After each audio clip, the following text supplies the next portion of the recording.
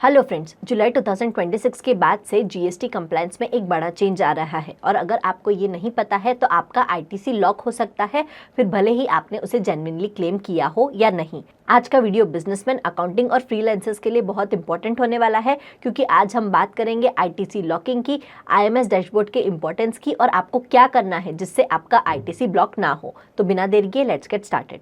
अब बात करते हैं कि आखिर ये चेंज क्या है जो जुलाई 2026 के बाद से एप्लीकेबल होने वाला है। तो जुलाई 2026 के बाद से जीएसटीआर 3B के टेबल 4A में जो आईटीसी आप अभी तक मैन्युअली डालते थे वो अब जीएसटीआर 2B से ऑटो पॉपुलेट होगा। अब आखिर जीएसटीआर 2B क्या होता है? तो जैसे हम सभी जानते हैं, जीएसटीआर 2B एक ऑटो जनरेटेड स्टेटमेंट है जो आपके सप्लायर की जीएसटीआर 1 फाइलिंग से लिंक्ड होता है। मतलब जो इन्वॉइसेस आपके सप्लायर ने अपने जीएसटीआर 1 में दिखाए हैं और आपका जीएसटी नंबर डाला है, वो ही सारे इन्वॉइसेस आपके जीएसटीआर 2B में रिफ्लेक्ट होंगे और जीएसटीआर 2B से ही आप अपना आईटीसी मैच करके क्लेम कर सकते हैं। इसका मतलब जो इन्वॉइसेस आपके जीएसटीआर 2B में नहीं है, फिर भले ही उन इन्वॉइसेस पर आपने पेमेंट कर दिया है या फिर आपको गुड्स रिसीव हो गए हैं, लेकिन फिर भी उन इन्वॉइसेस का आईटीसी आप क्लेम नहीं कर सकते। तो इन सिंपल वर्ड्स, जो इन्वॉइसेस आपके जीएसटीआर 2B में दिख रहे हैं वो ही आपके आईटीसी के लिए एलिजिबल होंगे। अब आता है एक इम्पॉर्टेंट रोल आईएमएस यानी इनवॉइस मैनेजमेंट सिस्टम का। ये पहले की तरह एक ऑप्शनल सिस्टम नहीं है, ये अब आपकी आईटीसी का ऑपरेशनल हब हो गया है। इनवॉइस मैनेजमेंट सिस्टम में आपको हर इनवॉइस पर एक्शन लेना पड़ता है।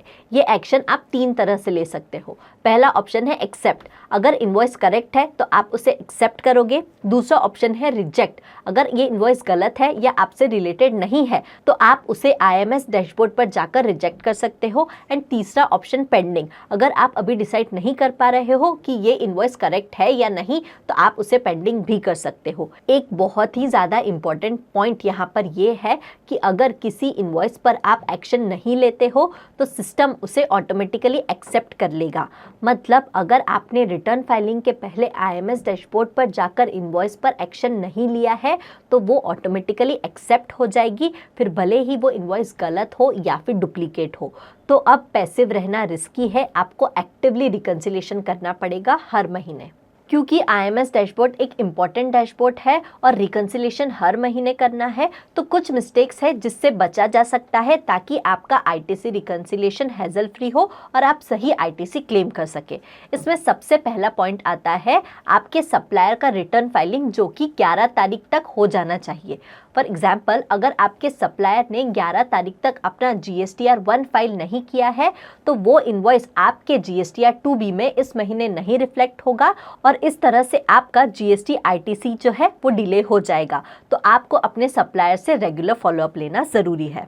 दूसरी मिस्टेक है आईएमएस में 14 तारीख तक कोई एक्शन ना लेना। अगर आपने अपने आईएमएस डैशबोर्ड में 14 तारीख तक एक्शन नहीं लिया है तो आपकी इन्वॉइसेस जो है वो ऑटोमेटिकली एक्सेप्टेड मानी जाएगी और आपका आईटीसी गलत कैलकुलेट हो जाएगा। तीसरी मिस्टेक है अपने जीएसटीआर 2B को रिकम्प्यूट ना करना आईएमएस डैशबोर्ड में एक्शन लेने के बाद। मतलब अगर आपने आईएमएस डैशबोर्ड में एक्शन ली है, उसके बाद आपने अपना जीएसटीआर 2B रिकम्प्यूट नहीं किया है तो नई एंट्रीज रिफ्लेक्ट नहीं होगी और आपका 2B जो है वो गलत आईटीसी बताएगा। चौथी गलती है आरसीएम की एंट्रीज। आरसीएम की एंट्रीज आपको प्रॉपरली इनपुट करनी है क्योंकि आईएमएस डैशबोर्ड ये एंट्रीज ऑटो पॉपुलेट नहीं करता है।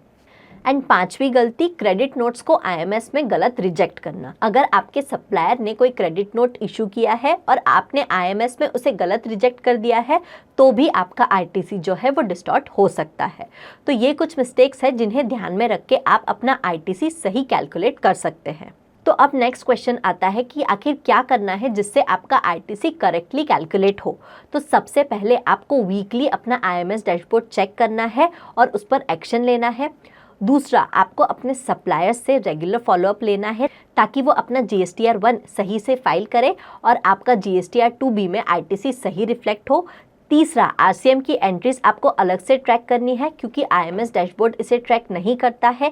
इसके अलावा अगर आपका कोई आरटीसी रिवर्सल है रूल 42 या फिर 43 में, तो आपको उसे भी पहले से कैलकुलेट करके रखना है। And last but not the least, आपको अपना जीएसटीआर 2B और परचेज रजिस्टर का रिकंसिलिएशन मंथली करना है। ये सारी मंथली टास्क है जिन्हें अगर आप परफॉर्म करते हो तो आप अपना सही आईटीसी क्लेम कर सकते हो और रिवर्सल और इंटरेस्ट और पेनल्टीज जैसी रिस्क से खुद को बचा सकते हो।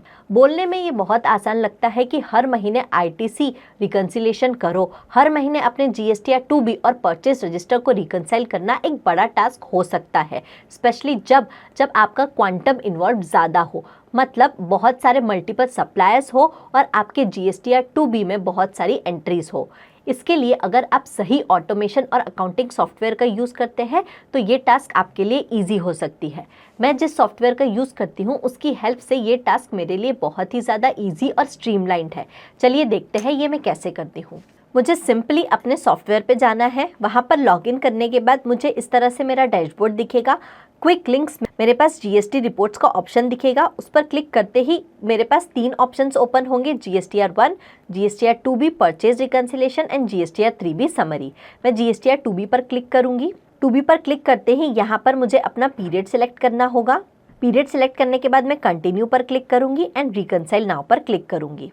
रिकंसाइल नाउ पर क्लिक करते ही मुझे मेरी रिकंसिलिएशन समरी दिख जाएगी और वेंडर वाइज समरी भी देख सकती हूँ। यहाँ पर मुझे जीएसटी नंबर के अकॉर्डिंगली अलग अलग वेंडर्स की रिकंसिलिएशन समरी दिख जाएगी और इसी तरह से मैं अपनी रिकंसिलिएशन समरी का डिटेल्ड व्यू भी देख सकती हूँ जो इन कैटेगरीज में डिवाइडेड है। मिसिंग इन रेफरेंस मतलब missing in books of accounts, partial match, missing in GSTR 2B, reconcile later, do not reconcile and complete match.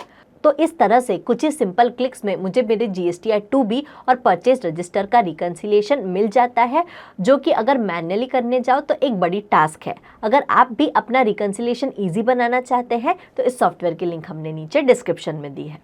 तो दोस्तों, आज हमने देखा कि जुलाई 2026 के बाद से जीएसटी आईटीसी में क्या चेंजेस आने वाले हैं और आपको क्या करना है ताकि आपका आईटीसी जो है वो ब्लॉक ना हो। ये आपका एक मंथली डिसिप्लिन बन जाना चाहिए, एक डेडलाइन डे एक्टिविटी नहीं, ताकि आप सही आईटीसी क्लेम कर सको और फ्यूचर में होने वाले किसी भी नॉन कंप्लायंस से खुद को और अपने बिजनेस को बचा सको। Thank you.